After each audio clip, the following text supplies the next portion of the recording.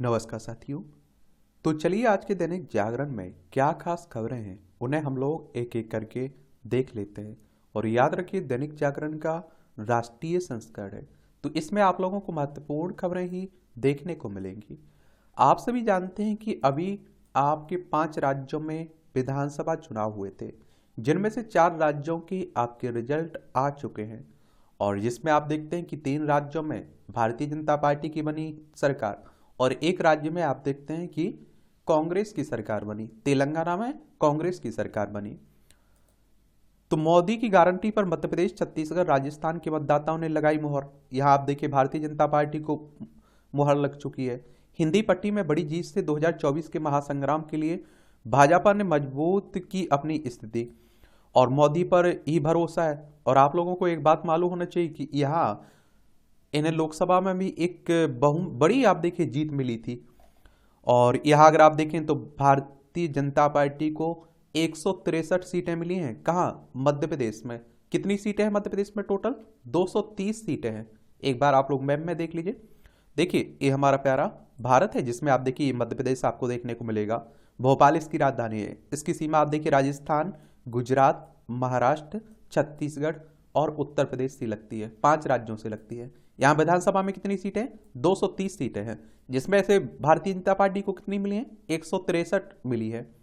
और इन्हें total vote percent कितना मिला है? 49% मिला है। ये आप लोग याद रखिएगा।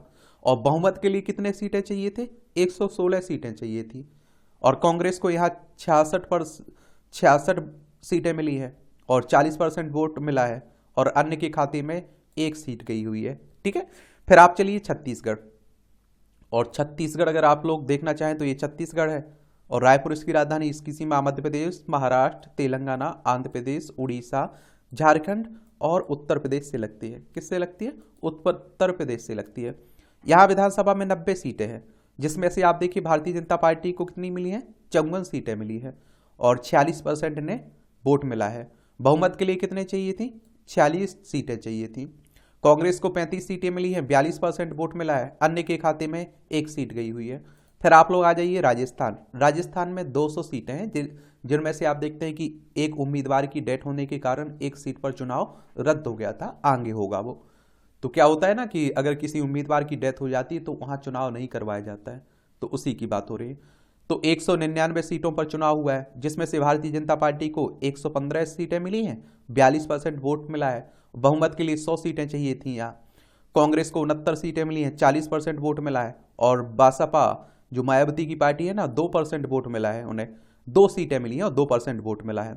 और अन्य के खाते में 13 सीटें गई हुई हैं, 12% वोट मिला है। ये आप लोग याद रखिएगा इसमें। और राजस्थान को देखना चाहें तो ये राजस्थान है, जयपुर इसकी राजधानी है। इसकी अंतर्राष्ट्रीय सीमा पाकिस्तान से लगती है। राज्यों में गुजरात, मध्य प्रदेश, उत्तर प्रदेश और आपका हरियाणा, पंजाब से लगती है। तो ये आप लोगों को याद रखना है यहाँ। फिर आप देखें कि तेलंगाना है आपका। तेलंगाना में 119 सीटें हैं और यहाँ आप देखते हैं कि 64 सीटें मिली हैं कांग्रेस को, 39% वोट मिला है। बहुमत के लिए कितनी चाहिए थी? 60 सीटें चाहिए थी। तो यहाँ कांग्रेस को बहुमत मिला है। बीआरएस को आप देखते हैं कि 39 सीटें मिली हैं, 37% वोट मिला है। और जो असदुद्दीन ओबीसी की पार्टी है ना, AIMIM के, इसे 7 सीटें मिली हैं, 2% वोट मिला है। भाजपा को 8 सीटें मिली हैं, 14% वोट मिला है। और अन्य को 1 सीट मिली है, 4% वोट मिला है। ठीक है। तो ये आप देखिए तेलंगाना देख लीजिए, 2014 में राज्य बना था। हैदराबाद इसकी राजधानी है। महाराष्ट्र, कर्नाटक, आंध्र प्रदेश और उड़ीसा से, किसकी? छत्तीसगढ़ से इसकी सीमा लगती है, उड़ीसा से नहीं लगती है, याद रखिएगा। अब बात आती है चुनाव कौन करवाता है, देखरेख कौन करता है? इलेक्शन कमीशन ऑफ इंडिया, भारतीय निर्वाचन आयोग, एक संवैधानिक संस्था है। संविधान के अनुच्छेद 324 के तहत इसकी स्थापना की बात की गई है। 25 जनवरी 1950 में स्थापना हुई थी। 25 जनवरी को आप लोग मतदाता दिवस मनाते हैं। नई दिल्ली में इसका हेडक्वार्टर देखने को मिलेगा। और सुकुमार सेन हमारे पहले मुख्य चुनाव आयुक्त थे। तो ये आप लोग याद रखिएगा। बाकी आप देखते हैं कि जीत गया है मिजोरम में, आज जनगणना होगी, तो सब याद रखना चाहिए। और मध्य प्रदेश में सबसे बड़ा कारण माना जा रहा है किसे? वो आप देखते हैं कि लाडली बहना योजना आई हुई थी ना, उसी को। भाजपा के लिए नारी शक्ति बनी ब्रह्मशास्त्र। और आप देखते हैं कि मध्य प्रदेश में 2.72 करोड़ है महिलाएं। और मतदान 76% हुआ। राजस्थान में 2.52 करोड़ है मतदाता महिलाएं और 74.72% वोटिंग हुई थी। छत्तीसगढ़ में 1.02 करोड़ है, 76.03% मतदान हुआ था महिलाओं का। महिलाओं ने तीनों राज्यों में मोदी की गारंटी पर जताया पूरा विश्वास। सिर्फ वादे ही नहीं, महिला केंद्रित केंद्रीय योजनाओं की बड़ी भूमिका। भाजपा को रिटर्न गिफ्ट दे रही हैं महिलाएं, ने दिए 2024 के संकेत। अब आप देखिए मध्य प्रदेश की मैं बात कर लेता हूं, उसी के अंदाजे से आप लोग समझ लीजिए। मध्य प्रदेश में वो 1200 रुपये दे रहे हैं महिलाओं को, और आप देखिए कांग्रेस ने कहा 1500। लेकिन आप सभी जानते हैं कि महिलाएं क्या सोचती हैं कि अभी जितने मिल रहे हैं वो तो मिल ही रहे हैं, पता नहीं आगे मिलेंगे या नहीं अगर दूसरी सरकार आई तो आप देखते हैं ये मुझे लगता है कि सबसे बड़ा कारण रहा। और एक बात आप सभी जानते हैं कि आपको भले ही लग रहा होगा 1000-1200 रुपये कम होते हैं, लेकिन गांव में बैठी महिला से पूछिए, आप देखिए जिनके घर में पति की चलती है और आप देखते हैं एक एक रुपये के लिए वो तरसती रहती हैं, तो उनके लिए 1200 रुपये बहुत हो जाते हैं। और दूसरी बात आपने देखा होगा किसान सम्मान निधि 6000 मध्य प्रदेश सरकार दे रही, 6000 केंद्र सरकार दे रही, और चुनाव के पहले ही दोनों ने दे दिए थे, तो वो भी उसका भी फर्क पड़ा होगा। उज्ज्वला योजना में 9 करोड़ से अधिक मुफ्त गैस सिलेंडर से महिलाओं को लाभ मिला है। पहले बच्चे के जन्म पर 5000 रुपये की मदद ले चुकी हैं 2.58 करोड़ महिलाएं। प्रधानमंत्री आवास योजना में मालिकाना हक पाने की 80% लाभार्थी महिलाएं। जो प्रधानमंत्री आवास योजना है ना, पीएम आवास योजना, उसमें आप देखते हैं कि महिलाओं के नाम ही होता है वो घर, ये आप लोगों को याद रखना चाहिए। जो 2015 में आई थी ना योजना, उसी की बात कर रहा हूं मैं। मुद्रा योजना में आप देखिए 27 करोड़ से अधिक महिलाओं को कारोबार के लिए मिला ऋण, और 3 आप देखिए 18 करोड़ महिलाओं के सुकन्या समृद्धि योजना खाते खोले गए। मोदी सरकार ने इज्जत घर नाम देकर देश में 11 करोड़ शौचालय बनवाए। 3 तलाक की कुप्रथा पर कानूनी पाबंदी लगाई। संसद में 33% आरक्षण के लिए नारी शक्ति बंधन अधिनियम मंजूरी कराई।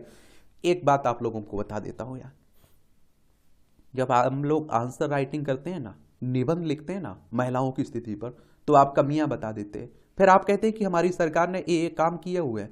तो ये सभी आप लोग नोट कर लीजिए, इनका उल्लेख आप वहां कर सकते हैं और इसी तरह से आप लोगों को लिखना है, ठीक है। सरकार की तरफ से भी पहल किए जा रहे हैं, ये लिख के आप लोग बता देते हैं ना कि भैया एक आपकी उज्ज्वला योजना आई हुई है महिलाओं की स्थिति सुधारने के लिए। फिर आप कह देंगे आप लोग प्रधानमंत्री आवास योजना आई हुई है, या फिर आप लोग कह देंगे उसमें मुद्रा योजना का भी उल्लेख कह देंगे, सुकन्या समृद्धि योजना का उल्लेख कर देंगे। इज्जत घर नाम देकर जो शौचालय बनवाए जा रहे हैं वो भी एक पहल है। 3 तलाक की कुप्रथा पर कानूनी पाबंदी, ये भी एक पहल है। शक्ति बंधन अधिनियम जो आया 33% आरक्षण को लेकर, वो भी एक अच्छा पहल है। तो ये सब याद रखा करिएगा, ठीक है। ये आपकी राष्ट्रीय राजधानी दिल्ली से जुड़ी हुई खबरें हैं। दिल्ली में तो सांस लेना दुश्वार हो जाता है, ये आप सभी जानते हैं। भारत को स्वास्थ्य व जलवायु संबंधी COP28 घोषणा पत्र पर भी हस्ताक्षर करने से इंकार। ग्रीन हाउस गैसों को लेकर प्रावधान को व्यवहारिक नहीं मानता भारत। इससे पहले शर्तों के चलते स्वच्छ ऊर्जा संकल्प से भी हटा है भारत, आप देखेंगे। और 2005 से 2019 के बीच भारत की उत्सर्जन तीव्रता 1/3 घटी है। और देखिए आप देखिए यूएन जो जलवायु पर आप देखें COP28 हो रहा है ना, 28वां सम्मेलन है, उसी पर आप देखते हैं उसी की बातें हो रही है। यूएन की बात करें तो संयुक्त राष्ट्र की बात हो रही है, यूनाइटेड नेशंस की। 24 अक्टूबर 1945 में इसकी स्थापना हुई थी। न्यूयॉर्क में इसका हेडक्वार्टर देखने को मिलेगा, और ये दुबई में हो रहा है, ये आप लोग जरूर याद रखिएगा। और इसमें आप देखिए घोषणा पत्र में स्वास्थ्य क्षेत्र में कूलिंग के लिए ग्रीन हाउस गैसों के उपयोग पर अंकुश लगाने का प्रावधान किया गया। भारत का मानना है कि देश के स्वास्थ्य सेवा ढांचे के तहत यह व्यवहारिक या हासिल करने योग्य लक्ष्य नहीं है। इसके पहले भारत ने 2030 तक वैश्विक स्वच्छ ऊर्जा क्षमता को 3 गुना करने के संकल्प पर हस्ताक्षर करने से भी परहेज किया, क्योंकि मसौदा पत्र में कोयले के इस्तेमाल को चरणबद्ध तरीके से समाप्त करने का उल्लेख किया। भारत आप देखते हैं कि इसका समर्थन नहीं करता है। इसमें संसद की शीतकालीन सत्र आज से, और आप देखते हैं कि हंगामा होना ही है, वो तो हमारे यहाँ बना हुआ है। एनएमसी के लोगों ने हिंदू देवता के चित्रण पर आईएमए की आपत्ति। राष्ट्रीय चिकित्सा आयोग के लोगों में भगवान धन्वंतरी को चित्रित करने पर इंडियन मेडिकल एसोसिएशन ने रविवार को आपत्ति जताई। इसमें अमेरिकी सिख संगठन ने 850 पवित्र वन किए तैयार। ये अमेरिका के पर्यावरण संगठन ने 850 पवित्र वन में पौधरोपण का काम पूर्ण कर लिया है और इनमें लुधियाना का पवित्र वन नवीनतम है। क्या मरते दम तक किसी को दी जा सकती है कैद की सजा, विचार करेगा सुप्रीम कोर्ट। ऐसी सजाओं को चुनौती देने वाली याचिका पर जारी किया नोटिस। आपने देखा होगा कई लोगों को उम्र कैद की सजा होती है और वो मरते टाइम तक आप देखते हैं जेल में रहते हैं, तो उन्हीं की बात हो रही है। मालदीव में भारतीय सैन्य प्लेटफॉर्म बनाए रखने के लिए बातचीत जारी है। अभी आप देखते हैं मालदीव में नए राष्ट्रपति बन चुके हैं, वो कह रहे हैं यहाँ से अपनी सेना हटाइए, तो उसी को लेकर बातें भी हो रही हैं। राष्ट्रीय स्वास्थ्य मिशन पर बंगाल ने नहीं किया समझौता का पालन। केंद्र कह रहा है दिशा निर्देश के तहत राज्यों को फंड जारी करना शर्तों को पूरा करने पर निर्भर है। बंगाल ने केंद्र सरकार पर NHM पर का फंड रोकने का लगाया आरोप, राष्ट्रीय स्वास्थ्य मिशन का। प्रमुख क्षेत्रीय दलों में सापा के पास सर्वाधिक संपत्ति है, think tank association for democratic reforms की रिपोर्ट कह रही है। ये आप देखिए समाजवादी पार्टी के पास सबसे ज़्यादा है इसमें, ये भी याद रखना चाहिए। चलिए पार्टियां हैं। नागरिकता अधिनियम की धारा 6 की वैधता पर सुनवाई कल होगी। सुप्रीम कोर्ट के असम अवैध प्रवासियों से संबंधित नागरिकता अधिनियम की धारा 6 की वैधता को चुनौती देने वाली याचिका पर 5 दिसंबर को सुनवाई होगी इसमें। और नागरिकता अधिनियम में धारा 6A को असम समझौते के अंतर्गत आने वाले लोगों की नागरिकता से निपटने के लिए एक विशेष प्रावधान के रूप में जोड़ा गया ना। और प्रावधान का में उल्लेख किया गया है कि जो 1985 में संशोधित नागरिकता अधिनियम के अनुसार 1 जनवरी 1966 को या उसके बाद 25 मार्च 1971 के बाद से पहले बांग्लादेश सहित निर्दिष्ट क्षेत्रों से असम आए और तब से असम के निवासियों ने नागरिकता के लिए धारा 18 के तहत पंजीकरण कराना होगा। रासायनिक और जैविक हमलों से निपटने में भारतीय सेना सक्षम है। मिलिट्री लिटरेचर फेस्टिवल हो रहा है ना 2023, उसी में कहा जा रहा है। और आप देखते हैं आर्म्ड रेकी व्हीकल और nuclear biological and chemical protection suit करेगा इस स्थिति में मदद। NVC सूट और आर्म्ड रेकी व्हीकल पूर्णतः स्वदेशी भविष्य की जरूरतों को देखते हुए तैयार किया गया है।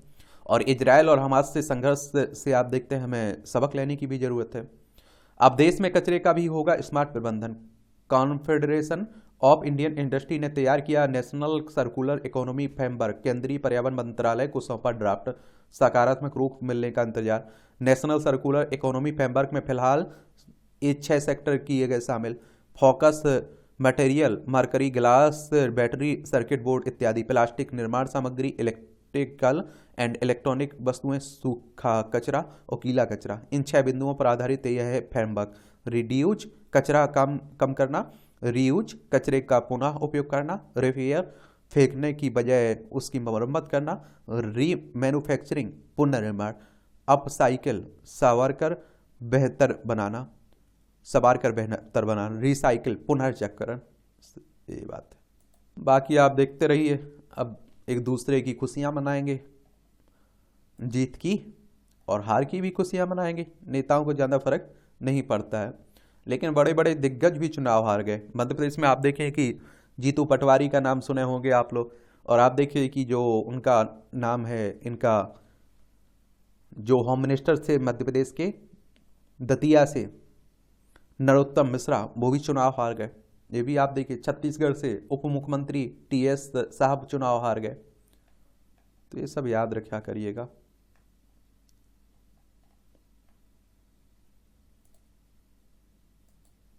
अब कौन चीफ मिनिस्टर बनता है ये देखने लायक होगा। कौन बनेगा करोड़पति, नहीं कौन बनेगा मुख्यमंत्री।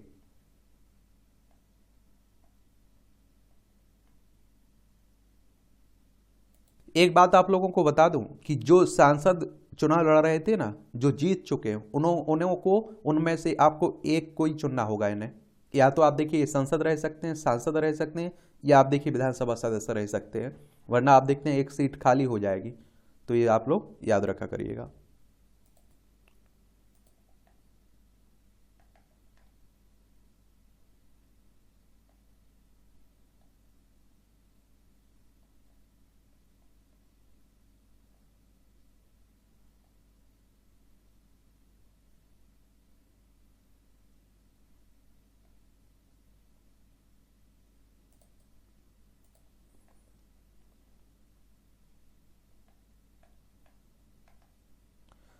आज उत्तरी तमिलनाडु तट पर पहुंच सकता है चक्रवाती तूफान मीचोंग।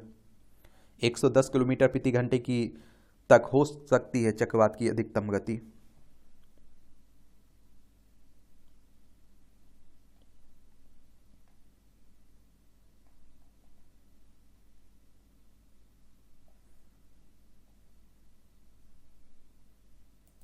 ये आप देखिए संपादकीय पार्ट है, ये आपको प्रीलिम्स में, मुख्य परीक्षा में, इंटरव्यू में मदद पहुंचाते हैं। अब आप देखिए कांग्रेस पर भारी पड़ी भाजपा की जीत मध्य प्रदेश, राजस्थान, छत्तीसगढ़ में। और देखिए इतनी उम्मीद मुझे लगता है भाजपा के नेताओं ने भी नहीं होगी जितनी भारी बहुमत इन्हें मिला है। तो उसी पर आर्टिकल लिखे जा रहे हैं, तो आप लोग देख सकते हैं, ये आर्टिकल देखना हो तो, ठीक है। फ्री की रेवड़ियों की भी खूब चर्चा हुई, आप देखेंगे। हमारी सरकार आई तो हम देंगे, हमारी सरकार आई तो ये हम देंगे। बदले भारत का संकेत है चुनाव नतीजे। 4 राज्यों के चुनाव परिणाम बता रहे हैं कि देश का माहौल वैसा नहीं है जैसा भाजपा विरोधी प्रस्तुत करते हैं। एक बात और आप देखें कि क्या है कि महिलाएं देखिए बोलती नहीं है, वो चुपचाप जाके वोट डाल आती हैं। और आप देखते हैं कि पुरुष बोलते रहते हैं। मध्य प्रदेश में देखिए युवा कितने गुस्से थे रोजगार के कारण, MPPSC कितने समय से फंसाए हुए हैं। लेकिन आप देखते हैं कि जीती है कौन? भारतीय जनता पार्टी। तो उसी की सब अपना अपना आकलन करते रहेंगे, अब इस पर बातें चलती रहेंगी। ऋण मुक्ति। मनुष्य जीवन में अनेक प्रकार के ऋण होते हैं। ऋण के बिना मनुष्य जीवन सुव्यवस्थित तरीके से नहीं चल सकता है। इसलिए ऋषियों मनीषियों ने ऋण चुकाने का महत्व बताया है। और जिस प्रकार भौतिक जीवन में किसी से आर्थिक ऋण लेने पर उसे निर्धारित अवधि में चुकाना पड़ता है, उसी तरह से श्रेष्ठ मनुष्य जीवन प्राप्त करने के लिए ऋण देव ऋण चुकाना चाहिए। अच्छा कॉलम लिखा जाता है, ये भी देख लिया करिएगा आप। अब आप देखिए चौंकाने वाली परिणाम, ये सब आप देखते हैं कि राजनीति पर ही लिखे जाएंगे। समस्या का हल जरूरी है। शिक्षा व्यवस्था को सुदृढ़ करने के प्रयास में पर्याप्त राशि का अभाव एक बड़ी बाधा है। बिहार सरकार का दावा है कि इसे लेकर केंद्र के साथ निरंतर पत्राचार के बाद भी अपेक्षित राशि नहीं मिल पा रही, जिसका प्रभाव शिक्षा व्यवस्था की सुदृढ़ीकरण पर पड़ रहा है। एक गंभीर विषय है जिस पर शीघ्रता से उचित निर्णय लिया जाना चाहिए। जिस भी स्तर पर समस्या है उसका निदान किया जाना चाहिए, और क्योंकि इससे लाखों बच्चों का भविष्य जुड़ा है। केंद्र और राज्य के अधिकारियों के बीच इस पर सकारात्मक बातचीत से समस्या का हल ढूंढा जाना जरूरी है, और ताकि निर्माण कार्य आदि कार्य की गति बढ़ाई जा सके। यह बताया गया है कि चालू वित्त वर्ष में समग्र शिक्षा के लिए स्वीकृत 8,796.52 करोड़ की राशि के विरुद्ध 787 करोड़ निर्गत किए जा सके, और राज्य का अंश मिलाकर शिक्षकों के वेतन आदि पर यह राशि खर्च की जा चुकी है। समस्या विद्यालयों में आधारभूत संरचना के निर्माण की भी है। राज्य के विद्यालयों की स्थिति ठीक नहीं कही जा सकती है। अभी भी तो जो आधारभूत संरचना होनी चाहिए वो उपलब्ध नहीं है। पठन पाठन का वातावरण बनाने और छात्र छात्राओं को गुणवत्तापूर्ण शिक्षा के लिए यह जरूरी है कि विद्यालयों में अच्छे भवन के साथ वह हर सुविधा हो जिसकी आवश्यकता है। कक्षा संचालन के लिए पर्याप्त कमरों से लेकर शौचालय तथा पेयजल की सुविधा आदि तो बुनियादी आवश्यकताएं हैं। अब स्मार्ट कक्षा का भी संचालन किया जा रहा है, और जिसके लिए तकनीकी संसाधन और दक्ष शिक्षकों की भी आवश्यकता है। इन सब के लिए धन अनिवार्य है। जब तक राशि नहीं होगी, ना तो पुराने भवनों की मरम्मत कराई जा सकती है और न ही नए भवनों का निर्माण किया जा सकता है। यह सबका दायित्व है कि इसकी गंभीरता को समझते हुए इसका हल निकालें। बच्चे ही आने वाला कल है, जिसकी चिंता सबको करनी होगी।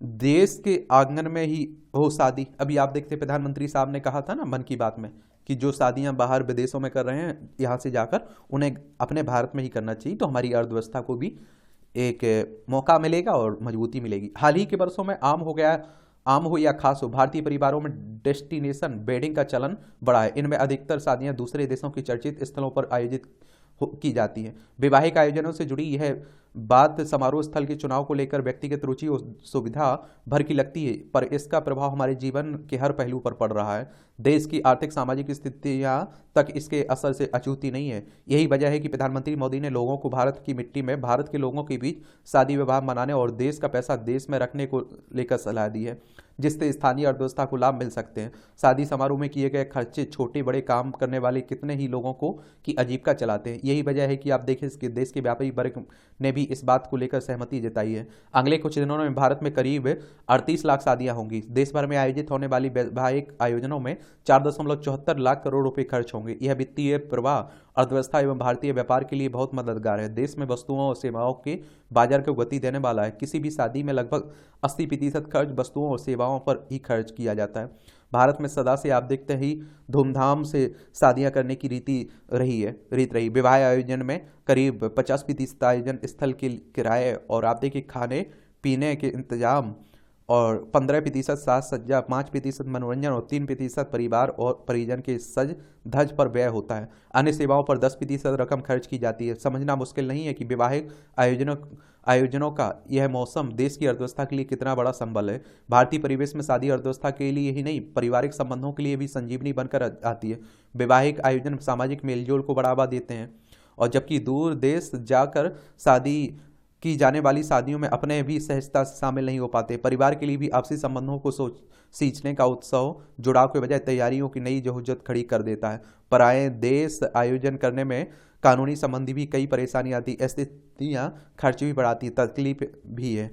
और जबकि देश में होने वाली शादियाँ सब पारिवारिक सहजता और सामाजिक समरसता का वातावरण बनाती है। रीति रिवाज और आप देखिए परंपराओं को बचाने वाले आयोजन बनते हैं, और ऐसे में यह हर तरह से सुखद ही होगा कि वैवाहिक आयोजन अपनों के बीच अपने देश में के आंगन में हो। ये आप देखिए छोटे छोटे टिप्पणियां की जाती हैं, कॉलम लिखे जाते हैं, देख लिया करिएगा। नए कल्याणकारी राज्य का आगाज। हालिया संपन्न 5 राज्यों के विधानसभा चुनाव को आगामी लोकसभा चुनाव के सेमीफाइनल के रूप में देखा जा रहा है। ऐसे में 3 प्रमुख राज्यों में भाजपा की जीत बहुत कुछ दर्शाती। इस जीत के अनेक कारण हैं। भाजपा ने जिस तरह से आमजन के लिए कल्याणकारी योजनाएं बनाई, उनका क्रियान्वयन किया, उससे लोगों के बीच पार्टी की लोकप्रियता निरंतर बढ़ती है, जिसका परिणाम आप देखते हैं कि हमारे सामने है। हिंदी पट्टी में कांग्रेस की पराजय की मांगने क्या है, अब सब आप देखते हैं। राजनीति पर खूब बातें लिखी जाएगी, खूब लिखे जाए। आंदोलन में गधों की भूमिका, खरी खरी तंज कसा जाता है। 100 करोड़ का रामोत्सव बनाएगा भगवा माहौल। ये उत्तर प्रदेश में नहीं पढ़ सकी दीवार पर लिखी इबादत। ये आप देखिए कहाँ की बात हो रही है, रायपुर छत्तीसगढ़ की बात हो रही है। सब राजनीति पर लिखी जाएंगी अभी कुछ खबरें। अर्थव्यवस्था की तेज रफ्तार को देखते हुए कोयला आधारित संयंत्रों को लेकर सरकार ने बदली रणनीति। ऊर्जा सुरक्षा के लिए बढ़ती ताप बिजली क्षमता, और आप देखते हैं कि इसलिए बदलनी पड़ी नीति।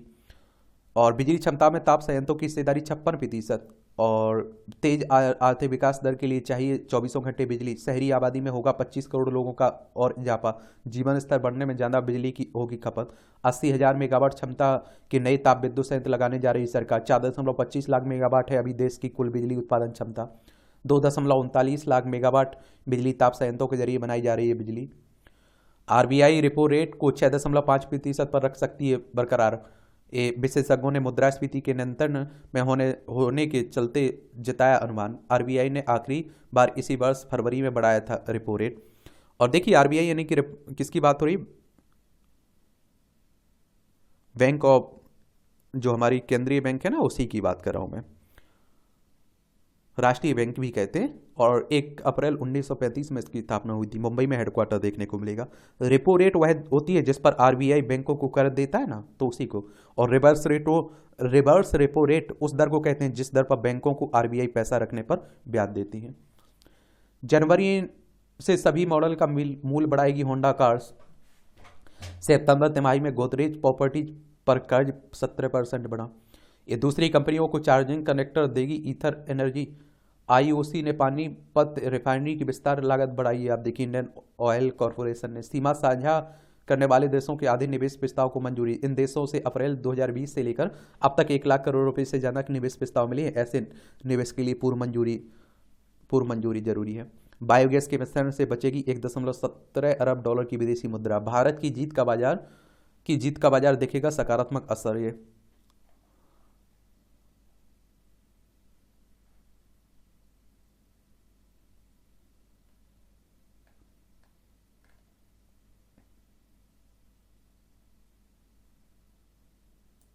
अब आप देखिए ये अंतर्राष्ट्रीय खबरें हैं। अंतर्राष्ट्रीय स्तर पर भी आप देखिए उठापटक चल रही है। लाल सागर में अमेरिकी युद्धपोत पर हमला हुआ है। 2 इजरायली मालवाही जहाज़ों पर हमले की सूचना है। पूरा देश दुनिया अस्थिर आप लोगों को दिखाई दे रही है। पेरिस में एफिल टावर के पास हमला, जर्मनी के पर्यटक की मौत। आप देखिए फिलीपींस में भूकंप से गर्भवती महिला की मौत। भूकंप आया था ना 6.6 तीव्रता का। ये संयुक्त राष्ट्र के महत्वपूर्ण निकाय की कार्यकारी समिति में सदस्य चुना गया है भारत, आप देखेंगे।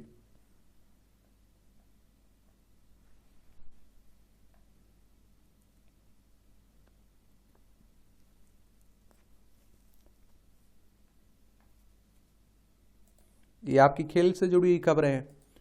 अर्शदीप ने कंगारुओं के मुंह से निकाला मैच, एक 2020 सीरीज हो रही थी ना, उसी में। लगातार 3 हार के बाद दिल्ली की टीम ने चखा जीत का स्वाद विजय हजारे ट्रॉफी में। राजकुमार बने कलबुर्गी ओपन टेनिस के विजेता। खान विलकर, धनराज और अभिषेक खेल रत्न अर्जुन पुरस्कार समिति में देखेंगे। गुजरात ने प्लेऑफ का पक्का किया टिकट, आप देखें। इंग्लैंड महिला ए टीम में जीती T20 सीरीज। न्यूकासल ने मैनचेस्टर यूनाइटेड को हराया। एलीट खिलाड़ियों के लिए राष्ट्रीय शिविर बंद करेगा AFI, भारतीय एथलेटिक्स महासंघ। विश्व एथलेटिक्स चैंपियनशिप के लिए बोली लगाएगा भारत। ये अभिनव चौधरी पुरुष रैपिड फायर राष्ट्रीय चैंपियन बने। ये खबरें देख लिया करिएगा।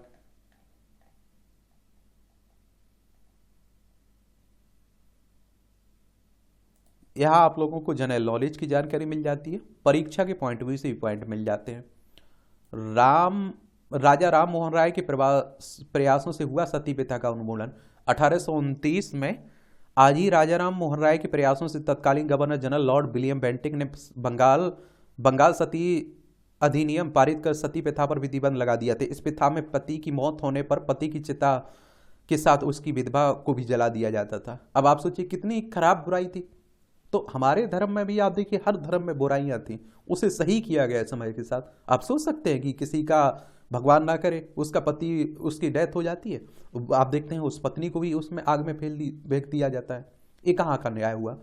वायसराय रूपफस ईसाक ने गेटवे ऑफ इंडिया का उद्घाटन किया 1924 में। आज ही के दिन भारत के तत्कालीन वायसराय रूपफस ईसाक ने गेटवे ऑफ इंडिया का उद्घाटन किया। इसका निर्माण ब्रिटेन के राजा जॉर्ज पंचम और क्वीन मैरी की भारत यात्रा को यादगार बनाने के लिए किया गया था। 31 मार्च 1911 का इसका निर्माण शुरू हुआ था। भारत के महान इतिहासकारों में गिने जाते हैं RC मजूमदार। इतिहासकार RC मजूमदार का जन्म 1888 में आज ही के अविभाजित भारत की फरीदपुर अब बांग्लादेश में हुआ था। 1914 में व्याख्याता के रूप में आप देखिए कलकत्ता विश्वविद्यालय से जुड़ गए। साथ ही प्राचीन भारत पर उन्होंने अपना शोध भी जारी रखा और व्यापक यात्राओं शोध के बाद उन्होंने चंपा, स्वर्णद्वीप और Kambuja Desa an advanced history of India जैसी पुस्तकें लिखी। 11 खंडों में प्रकाशित उनकी कृति the history and culture of the Indian peoples में वैदिक काल से लेकर स्वतंत्रता तक भारत के इतिहास का वर्णन है। और पहली बार गर्भावस्था के दौरान गर्भाशय में हुए छेद का हुआ इलाज बेंगलुरु के रेनबो चिल्ड्रेंस हॉस्पिटल के डॉक्टरों ने हासिल की उपलब्धि। छिद्र क्यों बना इसका कारण स्पष्ट नहीं हो सका। माँ बच्चे दोनों स्वस्थ हैं इसमें। राजा मेरे नरे प्रथम की मम्मी ये आप देखिए यहाँ मिस्र के छठे राजवंश के चौथे राजा मेरे नरे प्रथम की मम्मी है। इस मम्मी को 19वीं सदी के अंत में खोजा गया था।